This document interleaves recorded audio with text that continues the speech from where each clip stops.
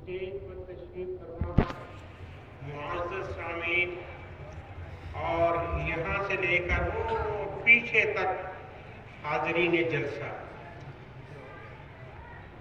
मेरी सेहत ठीक नहीं है और मैं कतअन इसलिए नहीं आया था कि मुझे कुछ कहना पड़ेगा।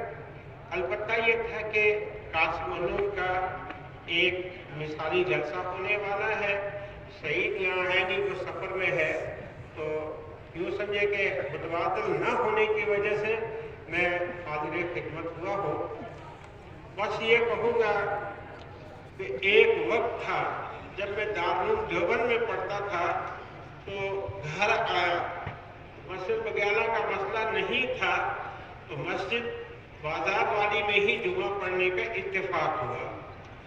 वहाँ एक साहब इस गांव के थे, ये नहीं बताऊंगा, वो किरात के लिए मुकर्रर थे कि साहब प्रोग्राम से पहले वो तिलावत किया करेंगे।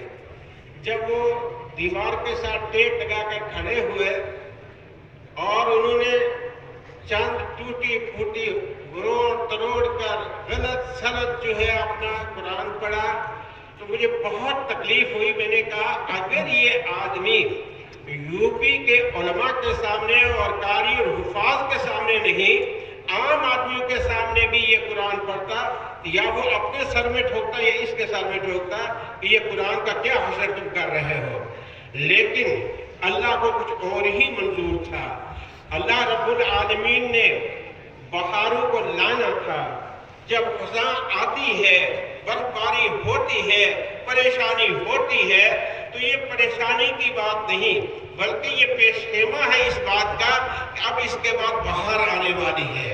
लिहाजा ये जो मैं ताहते निगाह अपने भाइयों को, बुजुर्गों को, मुख्तलिफ बरादरियों, इलाकों से आए हुए को देख रहा हूँ, ये हमारे अकाबरीन उलमाए देवबंद की मेहनतों, काविशों और इबादत में दुआओं का समरा है कि आज हम कासिम उलूम शेरी ख्वाजा के वसी मैदान में, तवील और अरीज मैदान में जम्मे गफीर को अपनी आंखों से देख रहे हैं। ये हमारे अकाबरीन की दुआओं और उनको अहले हक पर चलने की तौफीक से अल्लाह ने इस चमन को फैलता चला गया। पाकिस्तान के एक आलिम की तकरीर में सुन रहा था, वो कह रहे थे कि मैं दुनिया के जिस कोने में भी गया, जिस मुल्क में भी गया, मैंने देखा कि दारुल देवबंद का फर्जंद कासमी निस्बत लिए हुए दीन की खिदमत कर रहा है। ये अल्लाह का एहसान अजीम है कि अल्लाह रब्बुल आलमीन इस हक को फैलाता रहेगा, फैलाता रहेगा, फैलाता रहेगा।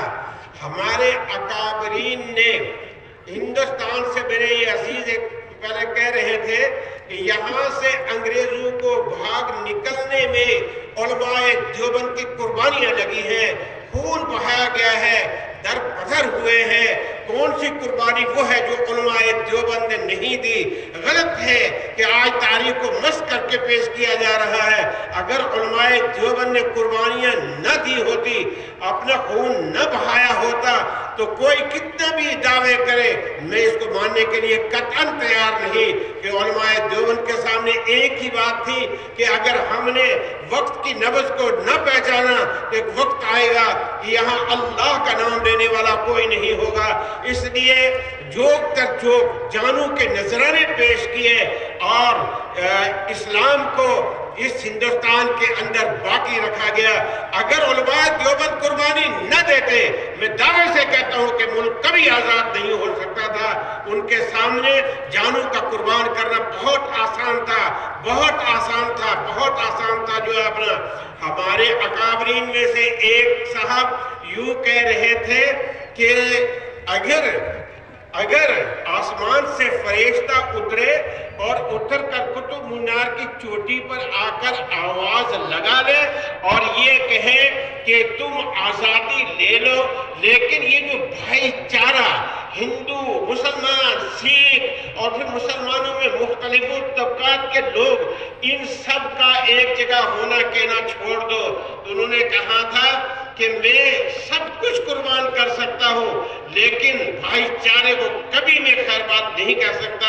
یہ آج مختلف علاقوں سے مختلف خیالات کے لوگ اور ٹوپیاں پہنے ہوئے قاسم علوم کے طویل و عریض میدان میں قاسم علوم کی دعوت کے اوپر یہاں جمع ہے اور علماء حق سے حق سن رہے ہیں۔ یہ ہمارے اکابرین کا سارا قربانی کا ایک ذریعہ ہے۔ اللہ ان کی قبروں کو نور سے منور فرمائے۔ اللہ رب العالمین دیوبند کو قیامت تک کے لیے باقی ساری جاری رکھے۔ میرے محترم بزرگوں اور بھائیوں، بس ایک بات کہوں گا کہ اللہ نے ہمیں توحید کی دولت سے نوازا ہے۔ توحید کے مقابلے میں شرک ہے، کبھی بھولے سے جو ہے کوئی شرک کی بات نہ کرنا۔ ان شرک لظلم عظیم، قرآن کہتا ہے کہ شرک بہت بڑا ظلم ہے۔ اللہ ساری برائیوں کو گناہوں کو معاف کر دے گا لیکن مشرک کے شرک کو کبھی معاف نہیں کرے گا۔ ہمارے اندر کچھ پرانی رسمیں چلی آ رہی ہے، رسموں کا نام اسلام نہیں ہے، قرآن کا نام اسلام ہے، حدیث پاک کا نام اسلام ہے۔ اس لیے اگر کوئی اس انداز سے چل رہا ہو آج تک کہ پچھلے یہ کرتے آئے، بھائیوں پچھلوں کا کوئی مسئلہ نہیں، پچھلے اپنا حساب دیں گے، ہمیں اپنا حساب دے گا۔ ایک چند گھنٹے پہلے اندھیرا تھا، اب دن کا اجالا ہے، سورج نکلا ہوا ہے، اب بھی ہم رات کی باتیں کریں لوگ کہیں گے یہ بے وقوف ہے۔ اس لیے آج یہ جمع غفیر آپ جس ادارے کے اندر جا کر دیکھو، کم و بیش ہر جگہ ماشاءاللہ علماء ہے حق کی باتیں سننے کے لیے جمع ہوتے ہیں اور بڑی دلچسپی کے ساتھ، اور الحمدللہ ثم الحمدللہ آہستہ آہستہ تبدیلیاں بھی آ رہی ہیں کہ توحید کا دامن پکڑا جا رہا ہے، شرک کا خیر بات کیا جا رہا ہے، سنت کو اپنایا جا رہا ہے، بدعت کو 3 طلاقیں دے کر ایک طرف کیا جا رہا ہے۔ یہ بہت بڑی علماء دیوبند کی قربانیوں کا نتیجہ ہے، ہمارے اکابرین کی سچی اور سیدھی راستہ جو ہے اپنانے کی بات ہے۔ ہمارے دارالعلوم دیوبند میں ایک وقت آیا جب وہاں خزانے میں پیسے ختم ہو گئے، اس وقت کے محترم صاحب نور اللہ مرکزہ نے اساتذہ اور ملازمین کو بلا کر کہا کہ دیکھو ایک بات کہنے کے لیے میں نے تمہیں جمع کیا ہے، خزانے میں جو ہے پیسے ختم ہو گئے ہیں، لہذا تنخواہ کے لیے کوئی بندوبست نہیں ہے، تم میں سے جو رہنا چاہے وہ رہے اور جو جانا چاہے اس کو ہماری طرف سے اجازت ہے۔ بیک زبان سب علماء حق نے کہا حضرت تو کیا ہم یہاں اس تنخواہ کے لیے آئے ہیں؟ ہم تنخواہ کے لیے قطعاً نہیں، ہم دیوبند دارالعلوم کی خدمت کرنے کے لیے آئے تھے اور خدمت برابر کرتے رہیں گے، تنخواہ ملے گی نہیں ملے گی ہم اپنا کام جاری رکھیں گے۔ یہ ان حضرات کی قربانیوں کا نتیجہ ہے کہ جہاں دیکھو حق جو ہے وہ بلند ہو رہا ہے۔ الحق کو یعلو ولا یعلا، حق ہمیشہ غالب ہوتا ہے، وہ کبھی مغلوب نہیں ہوتا۔ تو وہ جو عالمی طور پر کچھ علماء نے چکر لگائے، انہوں نے اپنے بیانات میں کہا ہے کہ ہم دنیا کے جس کونے میں بھی دیکھے گئے تو ہم نے دیکھا کہ صاحب قاسمی برادری کا کوئی نہ کوئی آدمی بیٹھا ہوا اللہ کا قرآن نبی کا فرمان لوگوں تک پہنچا رہا ہے۔